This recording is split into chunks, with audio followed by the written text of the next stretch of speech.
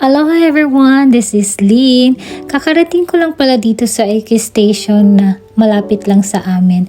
At napag-isip-isip ko na kakain lang ako sa labas doon sa on the go ko na restaurant at samahan niyo ako guys ha.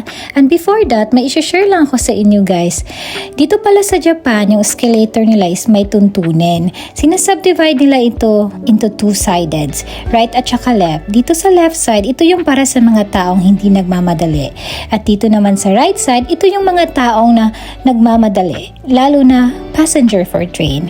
Pero may ibang lugar dito sa Japan guys na reversed sa kanila, gaya lang sa Osaka. Anyway guys, na-share ko lang.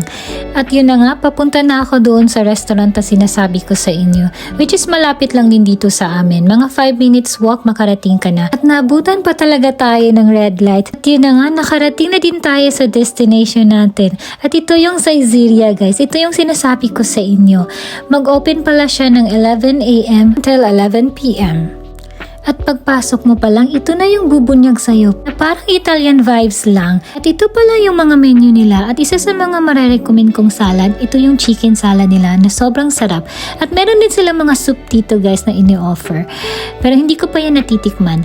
At meron ding mga wine, at meron ding mga salad, shrimp salad. At ito yung mga sausage na may patatas. At meron din pala silang mga pizza. Kung mahilig kayo ng pizza, madami kayong mapipilian dyan. At meron din sila ng mga ganito na may rice na, which is ang isa sa mga paborito ko ay yung doria with meat sauce and cheese. At kung kayo naman ay mahilig sa mga pasta, meron din sila mga pasta na ino-offer. At isa sa mga paborito ko ay yung spaghetti with tomato and pancetta. Aside from that, meron din silang mga grill dito. Burger stick with egg, with corn, with sausage, with patatas. At meron din silang mga grilled chicken. At isa sa mga paborito ko, ito yung grilled chicken with cheese and tomato sauce. Ang sarap talaga guys kasi meron ng cheese sa ibabaw. At ito naman yung mga dessert nila guys. At isa sa mga marirecommend ko, ito yung truffle nila. Yung truffled ice cream. At meron din silang drink bar dito guys. Sa halagang 200 yen mo, unlimited drinks na yung makukuha mo. At meron din silang mga coffee. At ito pala yung in-order ko guys, na shrimp with Saizeriya dressing. At habang naghihintay ako guys sa isa kong order, tinikman ko muna tong shrimp nila. Which is masarap naman. Ang take note guys, 280 yen lang yan. At hanggang sa dumating na yung pangalawa kong order guys, which is yung grilled chicken with cheese and tomato sauce. Sobrang sarap nito guys, kaya marirecommend ko talaga ito sa inyo. Hindi na pala ako nag-rice dyan kasi serve as rice ko na yung patatas dyan. At tingnan nyo naman guys, sobrang juicy talaga niya. At ang sarap-sarap ng sauce niya guys.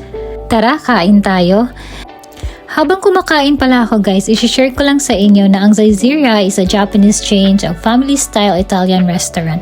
At sobrang sulit nito guys kasi nga, aside sa masarap na, hindi din gaano kamahalan yung mga presyo ng pagkain nila dito guys. At marerecommend ko talaga ito sa inyo guys, lalo na pag first time nyo dito sa Japan at naghahanap kayo ng affordable na restaurant, go na kayo sa Saizeriya guys.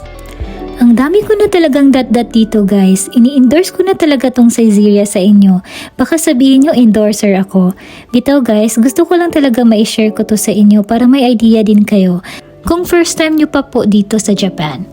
Ubusin ko muna tong kinakain ko guys ha. Halong kamutanan, matane!